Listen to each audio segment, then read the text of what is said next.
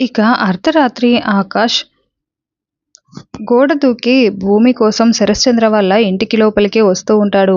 అలా చాలా కష్టంగా గోడ దూకి పిల్లిలా అడుగులు నెమ్మదిగా వేస్తూ వస్తూ ఉంటాడు. ఆ చీకట్లో ఆకాష్ చేయి పట్టుకొని భూమి గదిలోకి లాక్కు వెళ్తుంది. అలా ఉన్నట్లుండి చీకట్లో చేయి పట్టుకొని లాక్కు వెళ్ళడంతో ఎవరు అని ఆకాష్ టెన్షన్ పడుతూ ఉంటాడు. ఆకాష్ ఎక్కడ గట్టిగా కేకలు పెడతాడో అని షుషు అరవద్దు నేనే అని భూమి చెప్తూ ఉంటుంది. నన్నిక్కడికి నువ్విలా ఇప్పుడు ఎందుకు పిలిచావు? నన్నిక్కడికి నువ్విలా పిలిపించిన రీజన్ ఏంటో అంటూ ఆకాష్ మెలికలు తిరిగిపోతూ భూమిని చాలా సంతోషంగా ప్రశ్నిస్తూ ఉంటాడు. అయితే భూమి చాలా చీదరించుకుంటూ అసలు ఈ డ్రెస్ ఏంటి? ఆ షర్ట్ ఏంటి? ఆ చిరిగిపోయిన ప్యాంట్ ఏంటి? అసలు ఈ అవతారం ఏంటండి? మీరు కొడైకెనాల్‌లో ఎలా ఉన్నారో నాకనవసరం.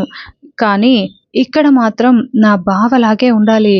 తను ఎలా ఉంటాడో, ఎలాంటి బట్టలు వేసుకుంటాడో, ఎలా ప్రవర్తిస్తాడో, ఎలా మాట్లాడతాడో ఇవన్నీ మీకు చెప్పడం కోసమే ఈరోజు నేను మిమ్మల్ని ఇక్కడికి పిలిపించాను అని భూమి చెప్తూ ఉంటే ఆకాష్ కేర్‌లెస్‌గా చెవిలో వేలు పెట్టి తిప్పుకుంటూ అలా వింటూ ఉన్నట్టుగా వింటూ ఉంటాడు. అయితే ఇప్పుడు ఏదో ఒకటి చెయ్యండి. నన్నెలా మార్చుకుంటారో మార్చుకోండి. మీ ఇష్టం అని ఆకాష్ అంటూ ఉంటాడు. అప్పుడే భూమి ఒక బుక్ తీసుకొని వచ్చి చేతిలో పెట్టి ఈ బుక్ చదవండి అని భూమి ఇస్తూ ఉంటే ఆ బుక్కుని మోయలేక ఆకాష్ కింద పడేస్తూ ఉంటాడు. ఆ బుక్ చదవండి. మా బావ ఎలా ఉంటాడో మీకు అన్నీ అర్థమవుతాయి అని భూమి చెప్తూ ఉంటుంది.